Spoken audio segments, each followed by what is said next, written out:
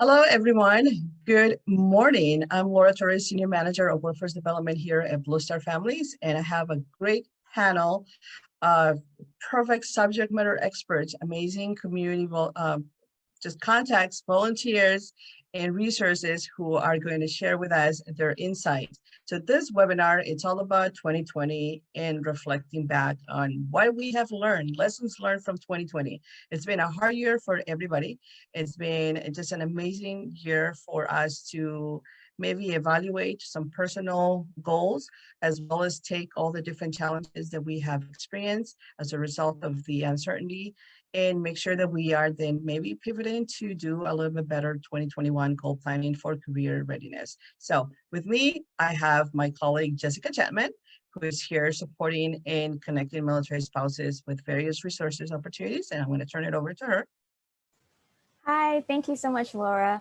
Thank you, everyone, and we're so excited to be here. I am Jessica Chapman, and I would love to take it and introduce our panel. So starting with Devon. Hi, everyone. My name is Devon. I'm the Military Spouse Advocate and Recruitment Manager at Boldly. For those of you who aren't familiar with Boldly, we are a premium subscription staffing company. We have been remote since inception in 2012, and we've learned a lot from 2020, even though we were experienced and professional and remote from day one. We are very supportive of military spouses, and were recently named the top 10 military spouse employer, one of the top 10 military spouse employers for 2021, which is a huge designation that we're very proud of. I am a military spouse myself. My husband's active duty. He's been active duty for going on 19 years, almost about to hit his 20, and then he's retiring.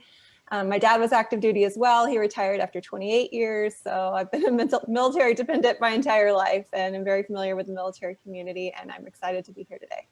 Well, thank you so much, Devon. Next, we have John. Welcome. Hey, good morning. I'm a senior recruiter with the city of Carlsbad, and I'm also a chief petty officer in the Navy Reserves. I've been in the Navy Reserves for 13 years, and I've been with the city of Carlsbad for 4. City of Carlsbad, great place to work. We've rapidly transitioned to a hybrid remote workforce since March, and I think we're doing a pretty good job at it. And we've continued to hire throughout all of this, and we're projected to continue hiring. I think we've probably been one of the leading edge for the cities in this region in terms of operating remotely, and I anticipate we'll probably continue to do so. So we're happy to be here. I also volunteer with Betsy, which is a resource for transitioning veterans. Thank you so much, John. And up next, we have Betsy. Welcome, Betsy. Hi, good morning, everyone. Thanks, Laura and Jessica, for having me. I'm Betsy Sheets. I'm a career coach in private practice in San Diego County, and I am the spouse of a Marine Corps veteran and the daughter of a U.S. Army veteran. I have been involved with Betsy TAP. Many of you have heard of Betsy TAP. John just mentioned it. We support active duty service members, veterans, and spouses. And I am one of the co-founders of JBS Transition Experts, which is the nonprofit organization that Betsy TAP is under. So I teach and coach in that program and help individuals with their federal resume and federal job application. Thank you so much, Betsy. Back to you, Laura.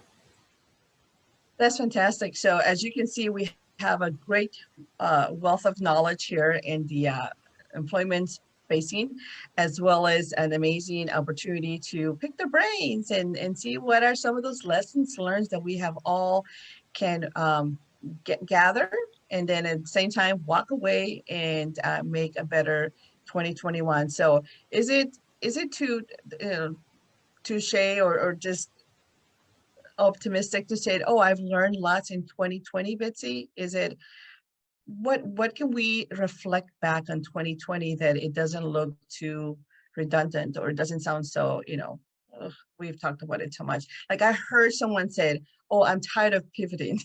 I'm tired of that word. That's no longer my friend anymore, right? Yeah. So what are some lessons or some things that you can share in your experience that you'd often have with those that you coach in careers? Well, I think across the board, really, The two things that come to mind for me and my practice and with the majority of industries and with the people that I coach are flexibility and adaptability. And those are, those are skills that we've had to hone during this time. I know we hear the word pivot all the time. People are saying, you need to do this, this, and this. But I think through all of this tiring process that we're going through with change and adaptation, with the pandemic, it's important that we give ourselves grace through this process because it's so draining and so tiring. When I think about adaptation, that piece for me has been in the past, pre-COVID, I was out in the community more. So I was meeting with clients in person. I still worked remotely from home, but I would be in the community working with clients in person, and I would still do Zoom. But I've had to adapt Zoom even more because now I don't meet with anyone in person. And as a coach, when I'm in person, I get to do fun activities, really interactive. So I've had to up my game with Zoom and getting creative with having those activities and the resources and just the interaction with the client on Zoom to have that personal relationship. So adaptation is really important. Flexibility. Some of my clients are working full time and they want to pivot. So they're coaching with me to learn how to do that. Others are seeking a job, but they're helping at home with their kids going to school online all day. So at the end of the day, they really don't feel like they're spent. They don't feel like hopping on Zoom with me for an hour. So I have been flexible in offering Saturday and Sunday sessions with clients. And, previous to this, I would do Saturdays, but never Sundays, but I'm doing that now. So I'm being flexible in that way. So I think that's key, right? I think that's key that we need to forgive ourselves for maybe disrupting a little bit of what we were more accustomed to the routine, like Mondays is for the day for, I don't know, planning, prepping for things. Saturdays is family day, sports day.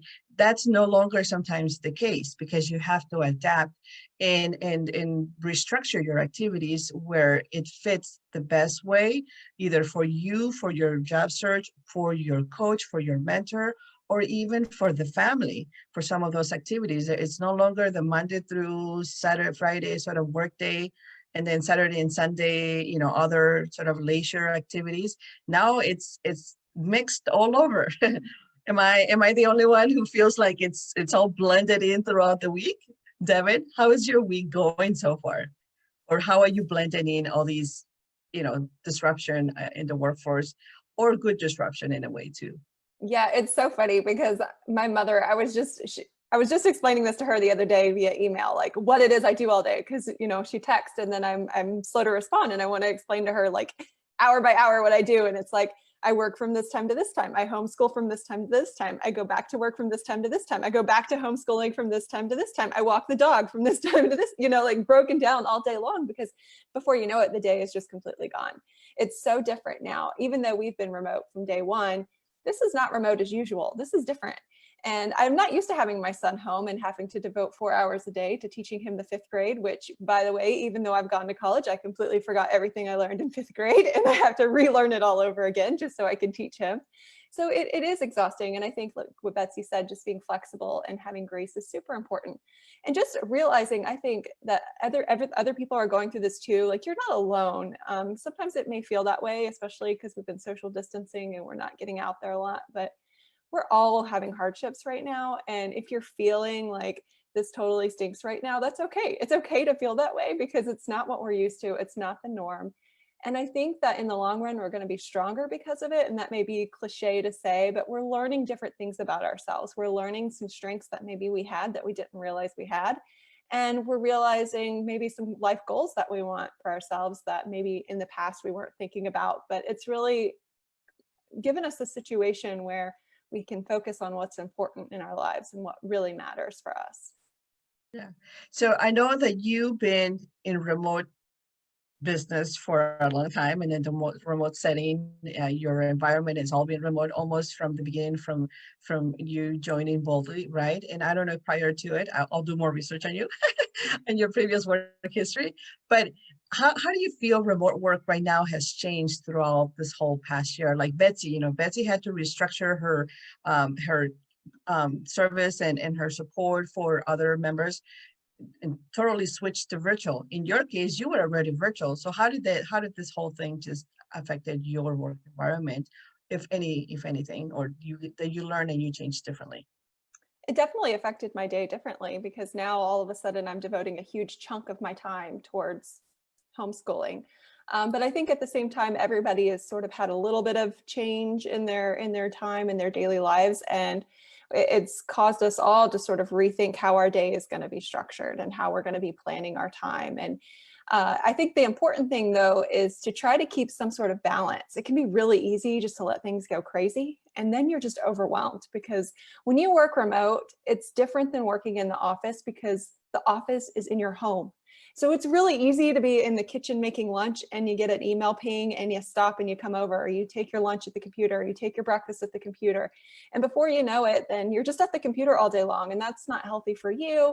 And ultimately, it's not healthy for your team either, the people that you're working with, because you're going to run out of steam, you're going to run out of energy, you're going to get exhausted easier. So you need to remember to take care of yourself and have a little balance. So take a break, go for a walk, go do what you can do. So if your gyms are open, maybe take a break and go to the gym for an hour.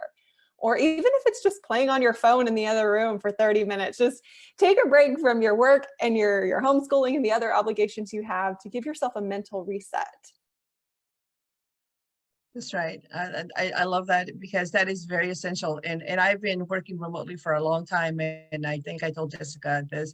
I don't think I ever want to go back into a in-person, at least not yet, not ever, but not in the next couple of years, because I'm so used to the routine. And it took me a lot to train my family to set those boundaries, to set those perimeters when I'm doing my sessions, my meetings and everything else. And so to go back to the whole restructure of back and forth to an actual in-person brick and mortar site, it will be a lot of new changes and a lot more re-education for the family. But Jessica, you came in to our team with the intent that you were going to be one of our on-site career managers. You were going to be doing out on-site events, and then suddenly we shifted everything and said, oh no, now we do everything virtual. I remember the day and the time and what I was going to do that week when we got the notification, everything is shut down. We're not doing any events, everything. So I came aboard with that intent of getting out into the community, because that's one of the things that drove me and wanting me to connect, something that Betsy had mentioned, just being out in the community and having that one-on-one interaction. So I was preparing for my first event at Kings Bay. And I got the email saying we are not going to be able to, to do the event. And because of the pandemic, and so everything was like shut down. So I was like, oh my goodness. And basically just with the discussion of our careers team, basically was able to transition. I didn't use pivot, transition into providing wonderful material and connecting to military spouses. And one of the biggest things that I loved about doing what we've done, or I like to say that silver lining that the pandemic has provided us, that I was able, or we were as Boost Our Careers, was able to impact spouses that live in Germany, in Japan, Belgium, like all over global exposure, and provide assistance to opportunities discussing salary negotiations, to talk about those ever cumbersome, should we identify or not to identify, having those conversations, and just being able to provide those wonderful resources to that. That's right. So yeah, that is one of the greatest achievements, I guess, from our reflection of our careers program, is that we were able to really unify a lot of more communities and reach through the virtual format. So that's, A+ to the virtual. But what about you, John? What is happening in the city area, in government, or even in your work environment? You mentioned you still continue to hire, and you guys have shifted to remote work, and you've been making it happen. And how did that go for you guys, given that you work for a specific entity and you have a specific guidelines? It's all managed by city council and all these guidelines and everything else, right? There's a little more restriction and approval than it would have been for other corporates or businesses. Yeah, certainly. So our primary goal was safety and the ability to continue to provide public services. So we tread that line of both, right? Obviously there's risk involved, but we were able to, at least the HR department, being flexible. I have a 3-year-old running around in the background, so I'm being flexible today. So we were able to quickly transition, at least our recruiting team was, to remote testing, remote onboarding, remote interview process. And because of that, we were able to rather seamlessly continue on with the hiring process. So that was great. We had some initial pauses, but once we realized which roles could be done remotely and how we were going to do that, we were able to continue on full steam ahead, which was pretty great. A lot of other organizations, they didn't have that luxury. We had the luxury of having leadership that was invested in us being creative and solving some of these complex issues. So because of that and the trust that we had, engendered beforehand, we were able to rapidly move into a virtual environment, and that's been great. And the trust from our leadership has been, couldn't have done it without them. So it's been great. And I know Jessica had some amazing questions for you guys, but that's key right there, right? Is the trust, the leadership, and overall is that having that open communication with your leadership, with your team, so that you can go on and I guess be trusted, because that's the biggest thing. I think the roadblock when it comes to remote work is companies always don't always necessarily know that you'll get the work done, and or communication. It's key to be able to succeed in a work environment, in a virtual work environment, I think. But yeah. So anyway, I'm going to turn it over to Jessica, who has some amazing questions for you guys. So John, you mentioned the word creative. And since we're talking about different words other than using pivot, and I wanted to ask, you highlighted onboarding respectively in regards to gaining hires. The creativity, what were some of those moments or ideal moments for you to, okay, we got to build engagement. What do we do in regards to pulling in more remote workers? And the same thing for you, Devon, as a organization that supports and hires, what was that creativity moment for you for 2020? So part of us being creative, we try to have a really unbiased, as everyone should, an oral board panel when doing interviews. And so we often reach out to local agencies to help staff that oral board panel. So we might get someone from the city of Encinitas or the city of Vista to sit on a panel. And that requires a lot of work in terms of bringing people into the city and social distancing and doing all these different things to ensure that we were accommodating the health orders. And at one point we said, let's just invest in a Zoom account and let's do this remotely.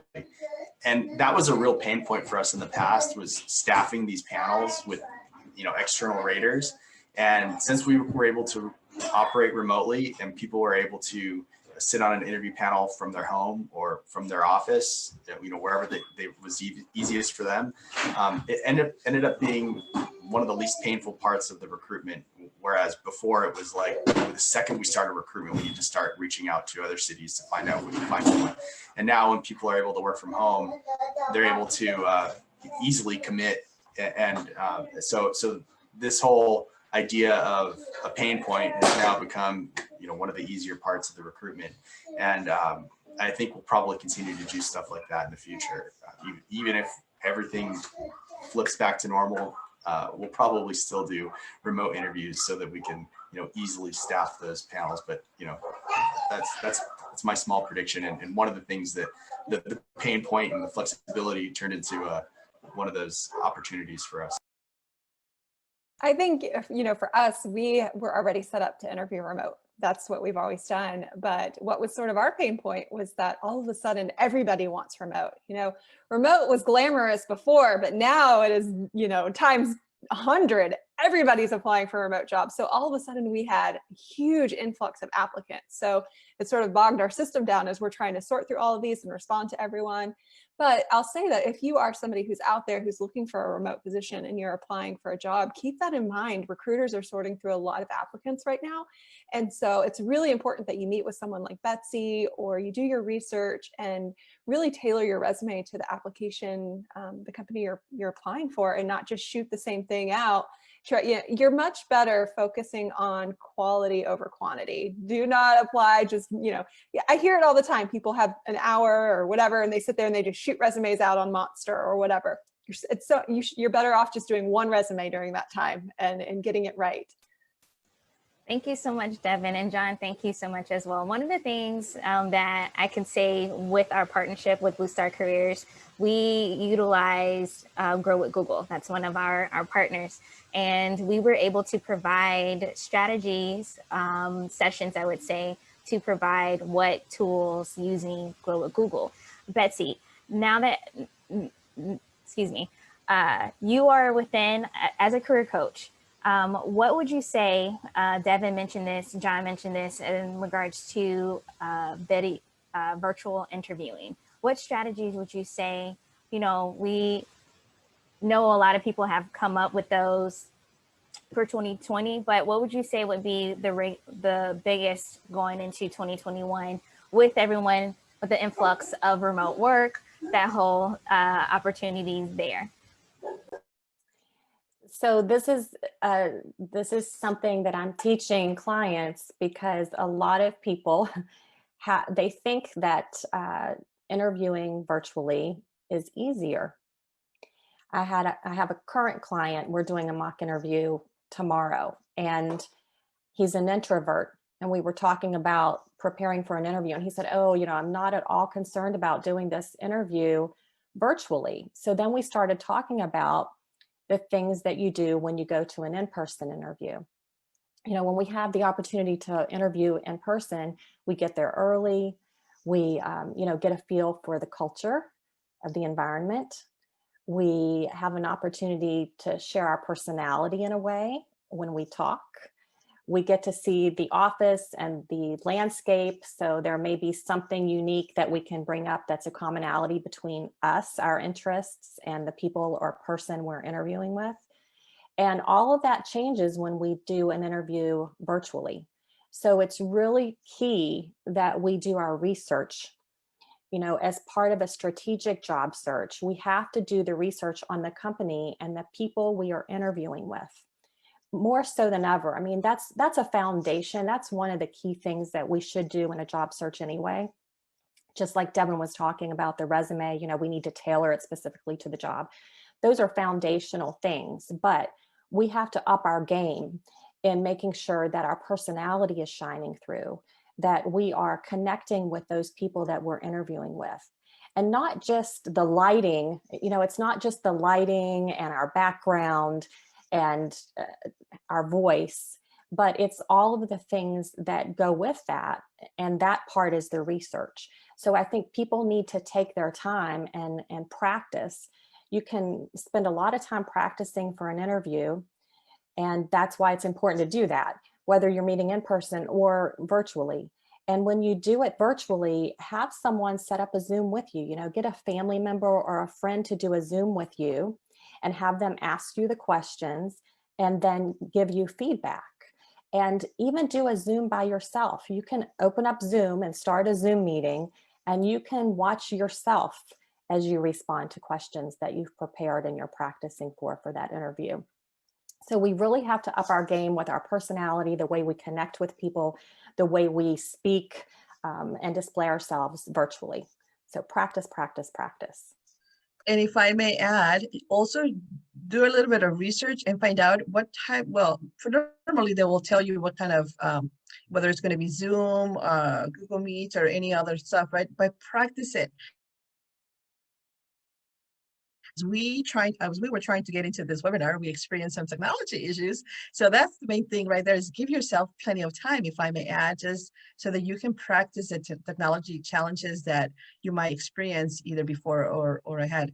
Like internet and bandwidth, it's always a challenge in my family. I always have to kick everybody out, get a router for the kids for schooling, because video is always lagging when we do these type of things. So anyway, So true, that was my 2 Laura. cents. That's my 2 Yeah, cents that's to add so here, true. because It's like that is we're fighting. Yeah.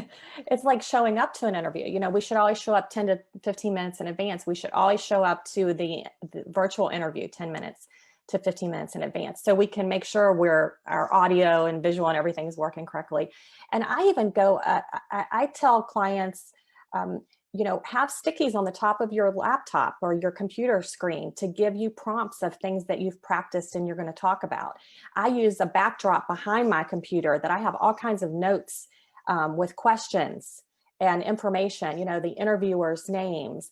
Have a notepad and jot down their names, speak to people and call them out by name, and have your glass of water, you know, so you can, if you need to quench your thirst because your throat gets dry, we get nervous and our throat gets a little dry and we get parched. So just all the things that there are tons of tools out there. You can Google and research things to prepare for an interview that's virtual. And I say, do your research. It's so important. Great. I would say great information, especially John.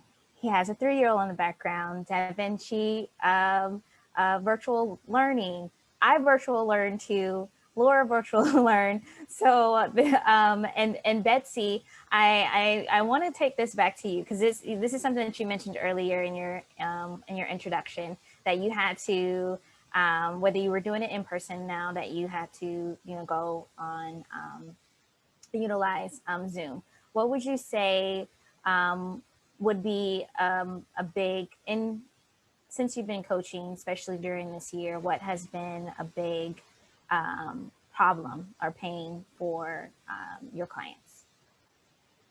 In using Zoom, is that the question? In general, besides seeking employment.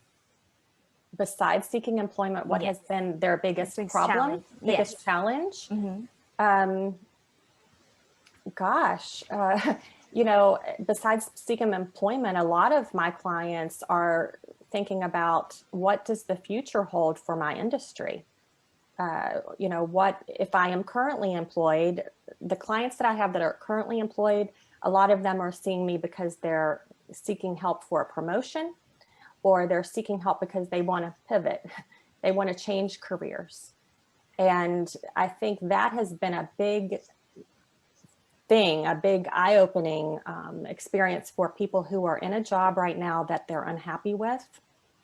They've decided, I'm not sure that I want to do this anymore, and this is an opportunity for me to rethink my career. So that can be a challenge, because even if you are in a job and you're unhappy with it, based on the economy and the current climate with the economy, can you afford to leave that job right now? Perhaps you need to do a little side gig of what you want to do and stay in your current job for the sake of having income. And then you can gradually shift into another career when the economy gets better. So those have been some challenges for clients that I've had. Others, it's just learning, reskilling, or honing skills that they have so they can adapt into a new environment. And then the other thing that I also wanted to mention And I think this relates to our spouses. You know, our military spouses, they've always been challenged with employment opportunities because of their location and only being at a location for a few years. And employers will then say, you know, I don't want to hire them because I'm going to invest all this money into them and they're going to leave. And so a few things that we're seeing change for 2021 that have been discussed are the fact that some employers are saying, instead of hiring people full-time, I'm going to start hiring contractors and consultants to come in and do projects. And this gives another whole opportunity for our military spouse community, because they can start marketing themselves as a consultant or a contracted employee rather than a full-time employee. So I think that's something that has been a challenge for clients in the past who are military spouses, even through Betsy when I coach military spouses in that program, where they have had a challenge. And now we're seeing that they may have more opportunities by shifting into contractual work or consulting work. Thank you so much, Betsy. That is quite astounding information to, bring up about highlighting contract employment, because there's a lot of conversation around that within our military spouse community as well. So with that, Laura, I'm going to turn that back over to you. Thank you. Thank you. No, absolutely. And yeah, the contracting world, it's always been there, but there were a lot of unknowns, right? And so I'm glad that this, in a way, this sort of a topic, it's a little more surfacing out to the discussion, and people can be more aware of the different terms and issues, but also the positive side of it, of contracting. And it's a great way for you to navigate your career while you transition into something more permanent. But so let's and also let's just wrap it up and start talking about what is 2021 looking for. So Devon, what is 2021 looking for, win-win for you, for your organization, and how are we going to just open up, do a beautiful grand opening of 2021 to welcome them? How are you going to do that? I know I have all kinds of plans. It's like grand opening and reopen and all these other things. Not necessarily that I cannot wait for 2020 to be over. I know we all probably guilty of posting some of those memes saying I can't wait to be done, because it has been a great year for personal growth as well as for our community, right? Just realigning different things, growth and different personals. But 2021 definitely could be a year with more positive change. Would it? Yeah, I mean, I think it depends on your industry for sure. I don't want to overstep here, but I can tell you right now that for Boldly, we are ready to go for 2021. We already have a lineup of new team members ready to start. We have a lineup of new clients ready to start. We are hiring already for January, February, March. We're bringing in new team members all the time. We plan to continue to grow. We've been very fortunate in the fact that we were prepared for this already, and we haven't really had any troubles in growing our business during COVID. So we're fortunate in that aspect. And if anybody out there is looking for a remote position in your experience as an executive assistant, marketer, social media specialist, or legal assistant, be sure to check us out, because we are definitely bringing in lots of new team members for 2021. I'm excited to see what the new year brings. We're already starting to plan and incorporate some fun things within our team just to bring us even closer together. And so I'm really excited about it. And I'm excited for you too. What about you at personal level, as a career-minded individual? What are you looking for a win-win in 2021? And then I'm going to go to you, John. Don't think I forgot about you.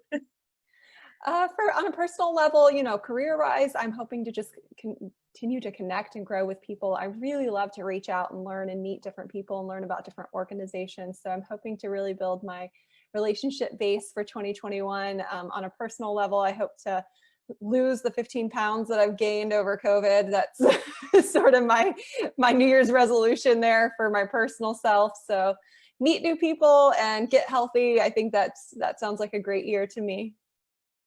Thank you. Yes. What about you, John? What is one of the win-wins or 2021, I guess,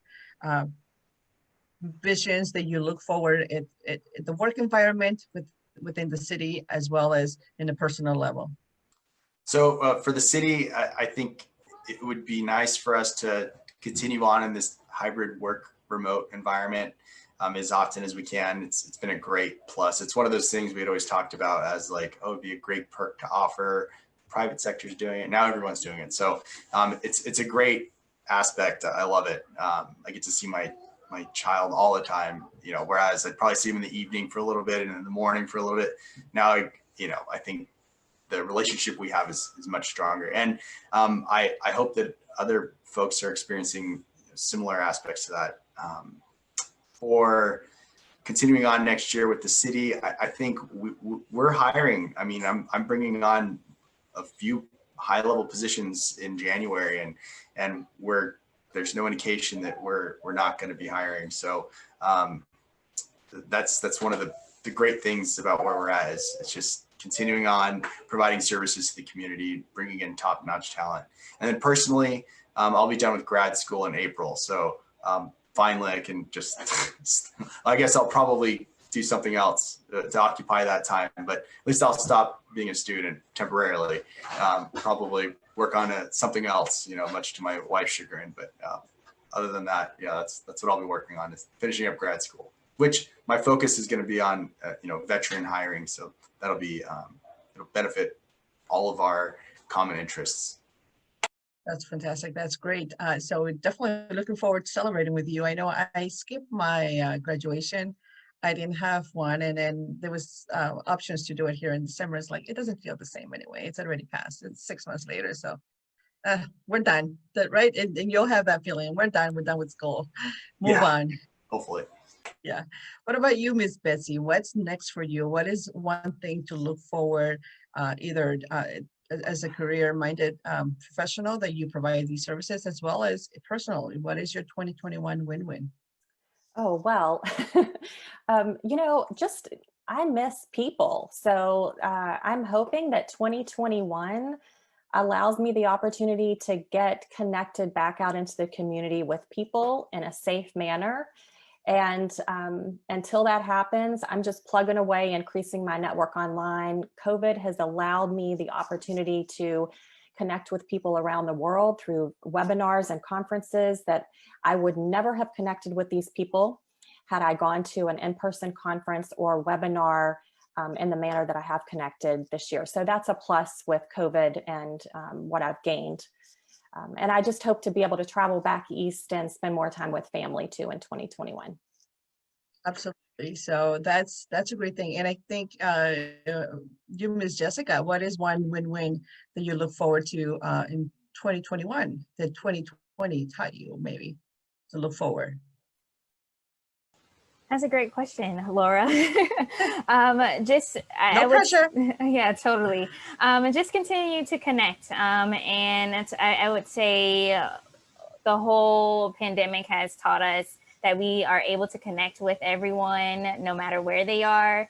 Just like as Boost Our Families careers, within Boost Our Families as a whole, just connecting with the military community and letting them know and bring awareness to certain situations and issues within that.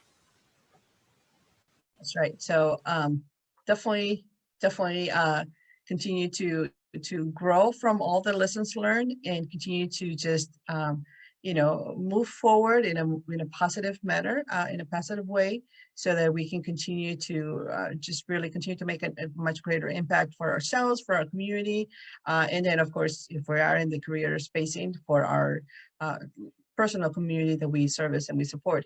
I guess one of the biggest takeaway, I was reading an article, and just to wrap up here to close, one of the biggest takeaways according to Forbes for 2020 was adaptability, communication, and empathy.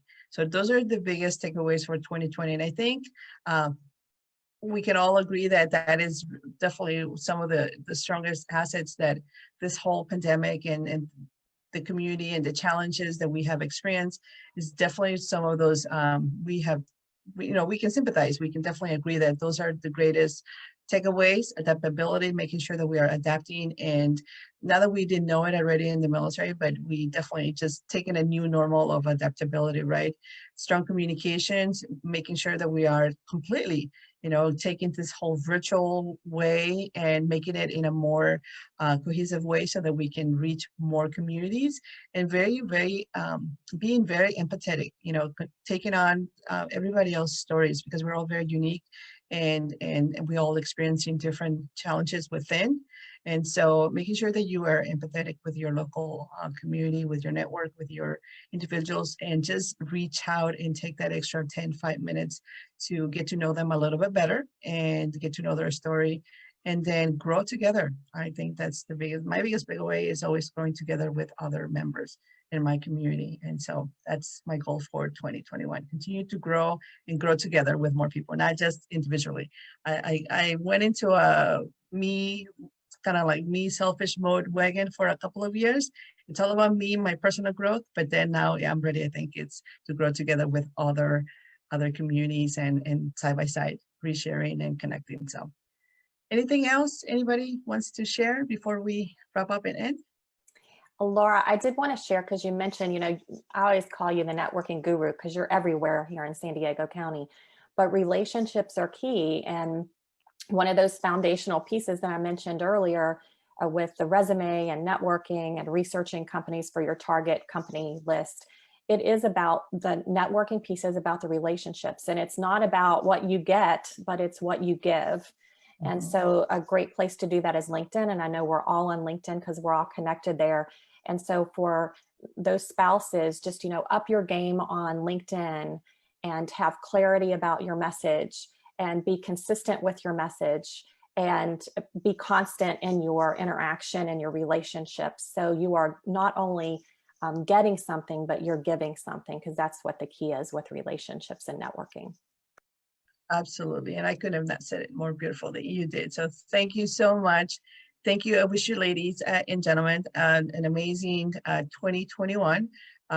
Much prosperity, health, and of course, everything else that comes with starting all over again with a new year. Although it feels like we have started all over again along the way throughout this whole 2020.